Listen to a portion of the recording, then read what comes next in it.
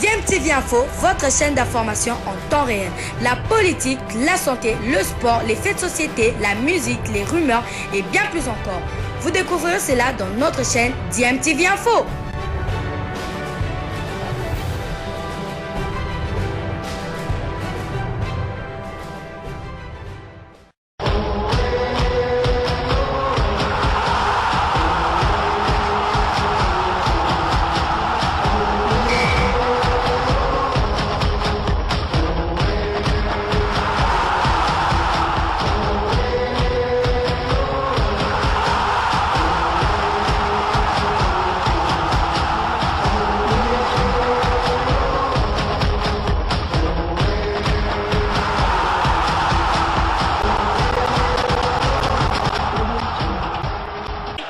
Vous êtes sur DMTV, bonjour ou bonsoir, tout dépend de l'heure à laquelle vous nous suivez. Tout plaisir est pour nous de vous retrouver, mais surtout de savoir que vous êtes nombreux en train de suivre votre chaîne YouTube DMTV.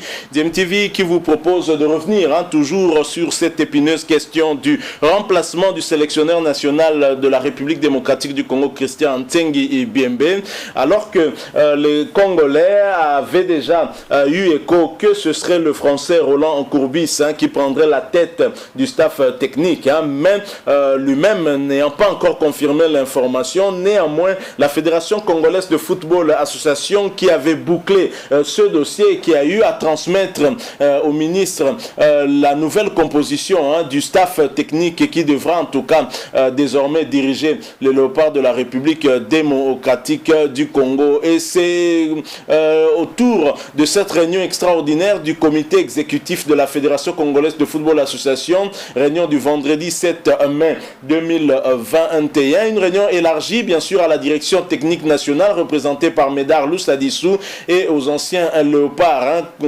réunion qui a été dirigée par lui-même, le président de la FECOFA, Constant Omari Selemani, a mis en place un nouveau staff technique de Léopard Senior A de la République démocratique du Congo.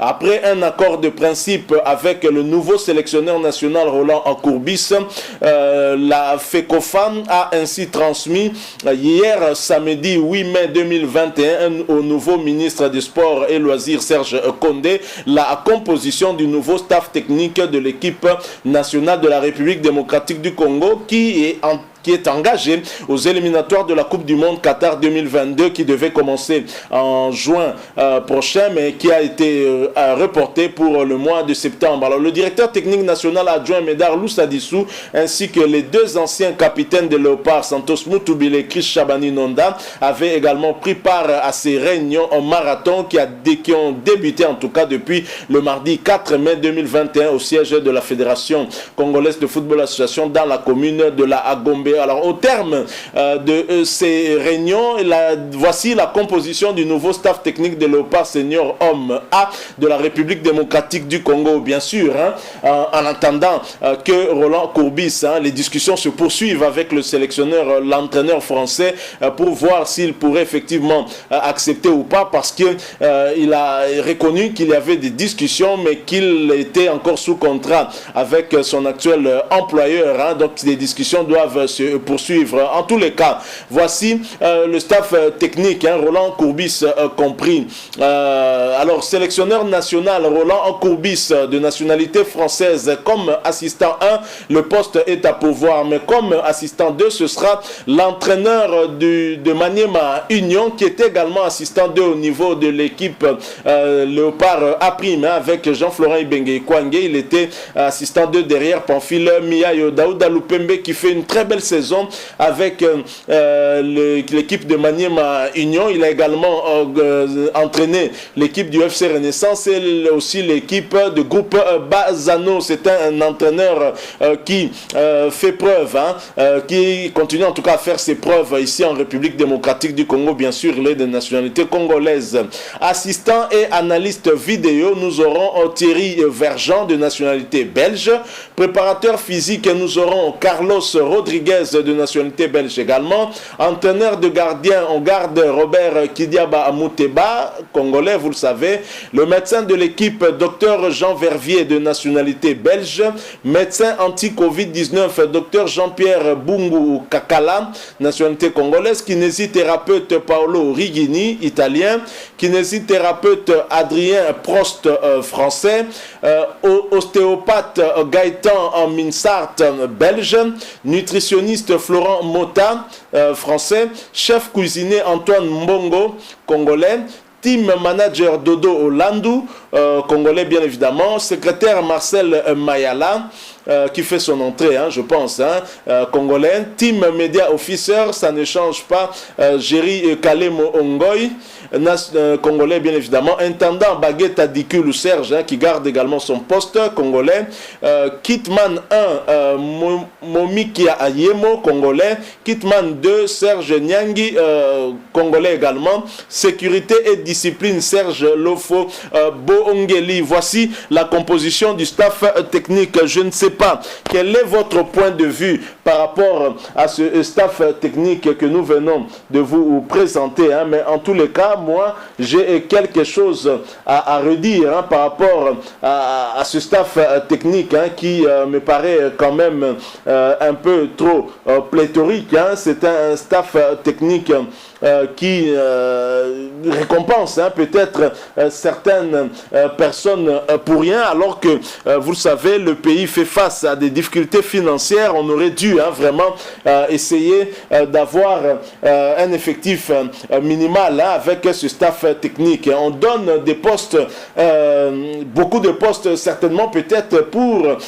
faire dépenser un peu plus d'argent au gouvernement. C'est à se demander si la FECOFA a tenu compte des difficultés financières qu'on peut avoir, parce que déjà l'entraîneur national Roland Courbis, pour l'avoir, il faudra mettre la main dans la poche, et donc s'il faut ajouter à cela certains membres du staff technique qui pour ma part ne sont pas utiles, dites-moi, le docteur Bungu, spécialiste de Covid-19, ça n'a pas de sens. On a déjà un médecin, celui-là peut s'occuper aussi des cas à Covid, et maintenant s'il y avait une autre pandémie qui apparaissait, vous allez prendre encore un médecin particulier, et encore que celui-là n'est même pas spécialiste. Je pense que c'est le même avec qui nous étions au championnat d'Afrique des Nations avec le Cameroun. Vous savez tout ce que la République démocratique du Congo a vécu, comme si nous y étions allés sans médecin. Il n'a rien fait, il n'a rien compris. Alors la République démocratique du Congo a été à chaque fois testé positif avec de faux tests, et cela au vu aussi de notre propre médecin. Aujourd'hui, on lui donne cette responsabilité justement de s'occuper des cas Covid-19. Je pense que de ce côté-là, en tout cas, on a voulu récompenser quelqu'un. Je crois le remplacer, je suis tout à fait d'accord. Le médecin qui arrive, même si c'est un expatrié, c'est à se demander si l'expertise locale n'est pas à la hauteur. Mais en tous les cas, pour moi, le docteur Bungu devait en tout cas être conjugué au passé, compte tenu de tout ce qui s'est passé lors du championnat d'Afrique des Nations. Il ne faut pas oublier non plus on se rappelle de la blessure de Christian Luindama à Banjul contre la Gambie lors de ce face-à-face 2 buts partout. Le médecin de Galatasaray avait déjà reproché à cette époque à notre médecin de ne pas avoir en tout cas donné des soins préliminaires, des soins adéquats à Christian Luindama, qui aurait peut-être pu éviter d'aggraver sa blessure. Je crois qu'il y a des choses quand même à reprocher aussi à ce staff médical de la République démocratique du Congo. Alors on continue à analyser ce staff technique. Alors là, je n'ai rien compris. Expliquez-moi un peu le poste qu'on a attribué à Lofo Bongeli, sécurité. Alors je ne sais pas, est-ce que Lofo Bongeli a-t-il suivi dans l'entretemps une formation dans le domaine de sécurité? Est-ce que Lofo Bongeli, on peut dire que c'est un modèle de discipline? Quelle discipline professionnelle il pourra imprimer aux joueurs qui viennent de l'extérieur, qui jouent dans le haut niveau? Donc je crois que ce sont quand même des questions qu'on peut se poser, se demander si la composition de ce staff technique est fait réellement pour faire avancer les choses, ou peut-être pour récompenser certains pires petits, et ce qui n'est pas normal, surtout pas dans un contexte contexte où, nous le savons, la République démocratique du Congo n'aura peut-être pas autant de moyens pour supporter un tel staff technique. Ainsi, au niveau du gouvernement, le chef de l'État et le nouveau Premier ministre avaient insisté pour diminuer le nombre des postes ministériels, et ils y sont arrivés, hein, même si ça n'a toujours pas satisfait les Congolais puisque c'est toujours pléthorique, mais au moins de 10 ministres ça a été diminué. Mais pourquoi le staff technique a été encore beaucoup plus renforcé alors qu'on aurait pu diminuer pour éviter encore des dépenses exorbitantes à la nation, parce que le pays n'en a pas en tout cas les moyens. En tous les cas, c'est le staff technique, c'est la liste de ce staff technique qui a été envoyée au nouveau ministre du Sport Serge Condé, et c'est cette liste aussi qui a fait que Serge Condé puisse justement s'exprimer sur le cas du sélectionneur choisi par la FECOFA, Roland Courbis, et le nouveau ministre des Sports a approuvé notamment cette candidature, estimant que l'homme a l'expérience nécessaire pour permettre à la République démocratique du Congo d'atteindre ses objectifs. Le premier objectif restant en tout cas cette qualification à notre deuxième Coupe du Monde. Depuis 1974, on n'est plus parti en Coupe du Monde, et cela malgré le fait qu'on a augmenté l'effectif des Africains de 2 à 5. Mais la RDC ne parvient toujours pas à se qualifier. Et Roland Courbis pour relever